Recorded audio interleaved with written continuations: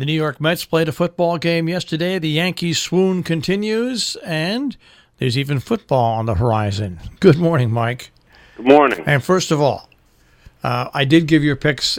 Mike missed yesterday because, once again, they had a power outage and his clock did not wake him up. But his pick of the day yesterday at Saratoga, which we put on after the sports because Mike let us know what it was another winner. Yeah, Cool Beans won yesterday. He was on the inner turf going a mile, and he looked to be the lone speed of the race, and he was. Every step was a winning step, and paid $9 for us yesterday. So congratulations. Your winning summer at Saratoga continues. Yeah, let's hope it does for the weekend. Well, I don't know. You've shown pretty good so far to keep things going. So now let's go to baseball for a second, then we'll come back to your weekend picks. Sure. Yeah. The Mets. Who can explain baseball this year? Yeah, they win 24-2, and then they lose 9-6. 24-2. Yeah, that's the most runs they scored in 31 years. Honestly, that's not made up. Yeah, it's absolutely amazing. And then, of course, the Yankees, just like last year, man, and it's not because Judge is out. Last year they did the same thing after the All-Star break. They tanked, and once again, they're tanking again this year. It's not amazing. Scoring runs. They lost the last two games to Tampa Bay, 6-1 and 3-1. So it doesn't matter what the name of your pitcher is. When you're only scoring one run, you need to put up a goose egg, and they're not doing it. Like I said all year, their lineup doesn't scare me. Yesterday I was watching the end of the game, and they had bases loaded, no outs, and Tampa Bay took their reliever Nomo out. And first guy up is Bird. He swings at the first pitch, foul ball behind third base, out one. Next, Gardner's up, swinging like the Sisters of Mercy, strikes out number two. Then Romine's up. Another feeble swing at a bad pitch out of the strike zone, strike three.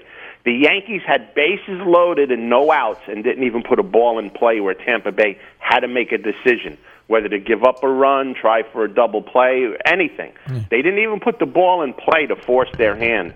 They went down like awful yesterday against Tampa Bay. That was bases loaded, no outs. I don't care what part of your order's up. You got to do something. They didn't even put a ball in play. Yeah, it's just they are in it's just like last year. It's almost like they're in a funk, and we'll see what happens. I mean, there's still plenty of time left in the season, like we saw last year, but still, it's very strange. They brought in a different manager to handle the younger players, so the younger players don't get upset. And it didn't manage. You switch the managers, and the same thing is happening this year. Maybe every player needs their own Zen garden in their locker or something now. Who knows? But the division's gone. That's 10.5. Forget it. I mean, even after they got swept by Boston, there were people that still thought they had a chance to catch them. That's finished. Forget about that. And now you got a 3-game lead on a wild card, and you have a 5-game lead on not making the playoffs. And the way that the A's and the Mariners are going at it out west, and the way that the Yankees are playing here, it doesn't matter how weak the Yankee schedule is. They might get bounced. I mean, like you said, there's a month and a half left of the season. They could walk into the wild card, or they might not even make it. That's yet to be seen. And the way they're playing now, things don't look good. No, it's like I said, they got to pull themselves up by the bootstraps and get out of it like they did last year. Well, we'll see if the difference of bringing in a rookie manager makes the difference. Yeah, this is what's going to determine if you see Aaron Boone in pinstripes next year or back up in the booth with in ESPN, because he, like you said, he's a rookie manager. He's never been put it. He's on the biggest microscopic team in baseball where anything the Yankees do is a big thing, and this is it. If somehow the Yankees don't make the wild card game, you can guarantee Aaron Boone is history. All right, let's go on to some other sports news. All right. That one incident that took place Wednesday night with the Braves, where the pitcher on the Marlins came out and plunked, I think his name's Acuna, on the first pitch of the game. I mean, there's no place in baseball for that. This guy's hot. He hit like 8 homers in 8 games, and he's just on fire for the Braves, and you come out on the first pitch of the game and you plunk him. No, you can't do that. I mean, I'm not a big advocate of not hitting people for certain things, but because this guy's been ripping your skull off with home runs and the rest of the league, you come out and hit him with the first pitch of the game. You can't do that. I mean, get the guy out. He's hitting home runs. He's not mouthing off to you. He's not doing anything that warrants being buzzed. He's crushing the ball on you. You could buzz him back and make him feel uncomfortable in the box, but you don't come out and plunk him. When a pitcher is pitching a no-hitter or he's pitching a shutout, you don't run to the mound and start throwing punches at him. You don't throw a swinging bat through the mound to get him off his game. You have to beat him, and that's what you have to do when the guy's hot at the plate too. You can buzz him, you can make him feel uncomfortable, but you can't hit him with the first pitch of the game. That pitcher on the Marlins, I don't care what his name is or who he is, he should be suspended for a month. When you suspend a pitcher for 6 games, you're suspending him for 1 start. You need to suspend them for 6 starts. You need to suspend them for a month without pay because there's no room in baseball for hitting a guy with the first pitch of the game. It's just uncalled for. Yeah, and if you had the talent like a Bob Gibson or a Sandy Koufax or a Whitey Ford, you can give them chin music without plunking them. That's the problem. These guys can't do that. Yeah. They're lucky they can hit a batter with a pitch. That's how bad some of their control is.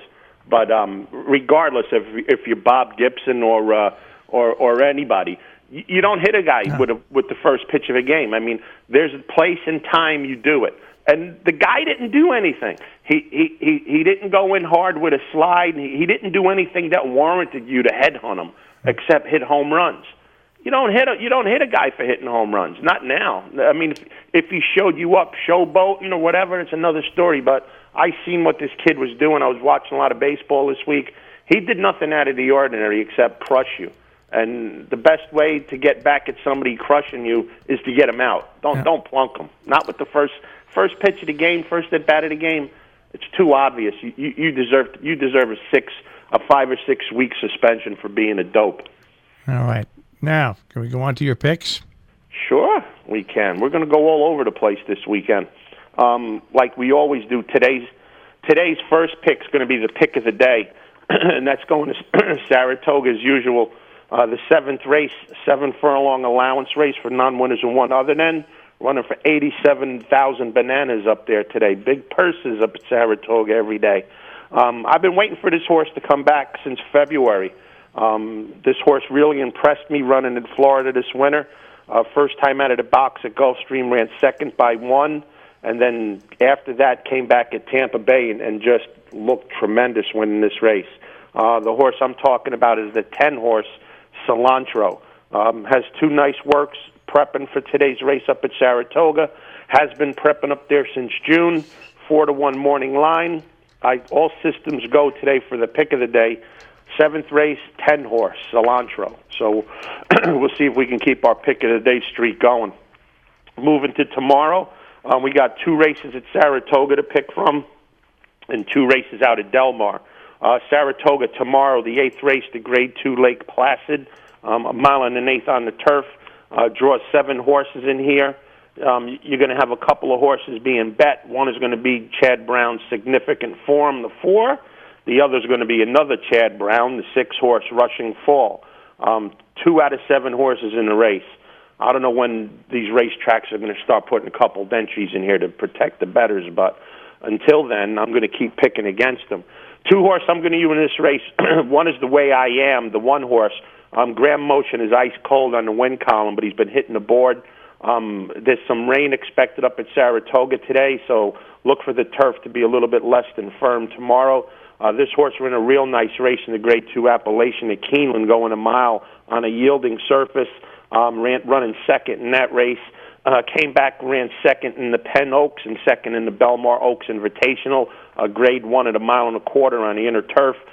This horse just has not been winning. But this horse is going to sit the rail and get a good trip tomorrow, and maybe the horse in Graham Motion can get off the schneid.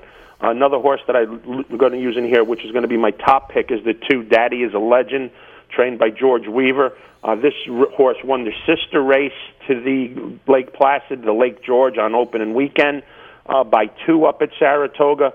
This horse has won 3 out of the last 6 races, running against some of the best horses in the country. Has run on a yielding track at Keeneland, the same race that The Way I Am came out of, ran second. This horse ran fourth. Had a little bit of traffic issues in that race. With a clean move tomorrow, I think this horse gets the job done. So Daddy's a Legend, my top pick. The Way I Am is my second pick. The big race at Saratoga this weekend, Grade 1 Alabama, 1.25 miles on the main track. Everybody's talking about Midnight Bisou because this horse ran second to Monomoy's Girl twice, going 1 1/8 miles, once at Churchill, once at Saratoga. For those that don't know, a quarter is more than an eighth. This horse is by Midnight Loot. Midnight Loot cannot get 1.25 miles, folks. He was a sprinter. I don't care how good Midnight Bisou looks on paper, this horse isn't going to get the distance. This horse has never won past 1.1 miles. 2 times this horse ran 1.1 miles and lost. I don't know why a horse that can't win going 1.1 miles you expect to win going 1.25 miles. This horse is a complete toss for me tomorrow. My top pick in the Alabama tomorrow is going to be the 6 horse, Figuerella's Queen. This horse is bred to make the distance, has been running on the turf, has won on the dirt. This horse is by Medaglia d'Oro out of a rock-hard 10 mare. No problem with distance here, and no problem with the price, 15-1. Figuerella's Queen's 15-1, and you're looking at Midnight Bisou looking at something like 4-5. You do the math. Figuerella's Queen is my pick in the Alabama, and based on breeding alone, I think has a very, very good shot to win the race. Moving over to the left coast tomorrow, the 6th race is the Del Mar Handicap, a Grade 2, 1 3/8 miles on the turf. 2 horses I look for in here is one is Flamboyant. This horse could run all day, and I think the 1 3/8 miles is perfect for this horse to get back into the win column at 6-1, an 8-1 morning line. 2 other horses I'm going to look to use in exacta boxes here. One is Ashley's Love Sugar, the 8 horse, which is another horse that can run all day. And then on the outside, Phil D'Amato's horse, the 12, Fashion Business.